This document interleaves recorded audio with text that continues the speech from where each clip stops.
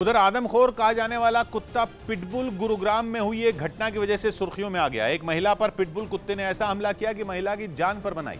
किसी तरह महिला को कुत्ते से बचा तो लिया गया, लेकिन जान बचाने के लिए उसे दिल्ली के सफदरजंग अस्पताल पहुंचाना पड़ा, जहां कई घंटों तक डॉक्टर उसके इलाज में लगे रहे। कुत्ते ने मुन्नी नाम की महिला के सिर पर हमला किया था। सड़क पर गिरी महिला को पिटबुल कुत्ता नोचता रहा और तड़पती हुई महिला चीखती रही। सड़क पर मौजूद लोगों ने किसी तरह उसे बचाया, तब जाकर उसकी जान बच पाई। परिवार वाले शुक्र मना रहे हैं कि मुन्नी की जान सलामत है, क्योंकि पिटबुल कुत्तों के हमलों का रिकॉर्ड बेहद खराब है। ये कुत्ते इस कदर बदनाम हैं कि एक बार जिस पर झपट पड़े तो जान लेकर ही छोड़ते हैं। पिटबुल कुत्ते इससे एक महीना पहले भी सुर्खियों में आए थे। उस वक्त ब्राउनी नाम के कुत्ते ने अपनी ही मालकिन पर हमला कर दिया था। हमले में बुजुर्ग महिला की जान चली गई थी, जिसके बाद लखनऊ नगर निगम की टीम ने उस कुत्ते को हिरासत में ले लिया था। पिटबुल कुत्तों के हमले सिर्फ लखनऊ या गुरुग्राम नहीं, बल्कि देश के कई शहरों में हो चुके हैं। गुरुग्राम में हुई ये लगभग 80 एकड़ में सहजन के पत्तों को उगाते हैं। 100 ग्राम इन पत्तों के पाउडर को लगभग 600 से 800 तक के भाव में आराम से बेच देते हैं। आपको भी शुरू करना है तो अभी डाउनलोड कीजिए फ्रीडम ऐप को। घटना ने एक बार फिर लोगों के दिलों में पिटबुल की दहशत पैदा कर दी।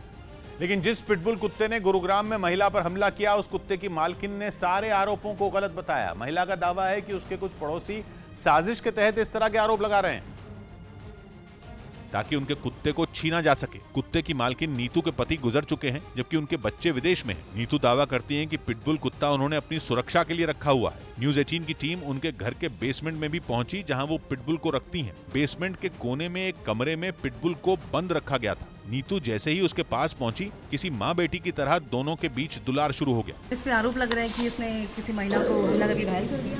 नहीं, ये सब झूठी है। घटना से जुड़े कुछ सीसीटीवी वीडियो भी सामने आए हैं। कहा जा रहा है कि जिस वक्त घटना हुई, पिटबुल कुत्ता अपने आप ही घर से निकल गया था। वो बिल्कुल अकेला घर के बाहर टहलता दिखाई दिया। माना जा रहा है कि जिस वक्त उसने हमला किया, उस वक्त भी उसके साथ घर का कोई सदस्य नहीं था। नीतू दावा कर रही है कि उनके कुत्ते पर कुछ लोगों ने हमला किया, जिसकी वजह से वो बेकाबू हो गया। मारेगा तो ऑब्वियस है, रिटेलिएट करेगा। वो इतना प्यारा बच्चा है। हमारी टीम काफी देर तक नीतू के साथ रही, लेकिन वो पिटबुल कुत्ते को उसके कमरे से बाहर निकालने का जोखिम नहीं उठा पाई। लेकिन ये कोई नई बात नहीं है। पिटबुल कुत्ते अपने मिजाज के लिए पूरी दुनिया में पहले से बदनाम हैं। पालतू कुत्तों का कारोबार करने वाले भी इन कुत्तों को बेचने से पहले लोगों को खास चेतावनी तक देते हैं। यहाँ तक कि कई लोग तो इन कुत्तों को बेचने से परहेज भी करते हैं। माना जाता है कि इन कुत्तों के स्वभाव में कुछ खास तरह की परेशानी देखी जाती है।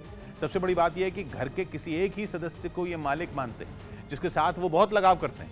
उसके अलावा ये कुत्ते घर के बाकी सदस्यों को भी मालिक नहीं मानते, और अगर इनका मूड बिगड़ जाए तो उन पर भी हमला कर सकते हैं। सबसे बड़ी बात यह कि ये खतरनाक शिकारी कुत्ते हैं।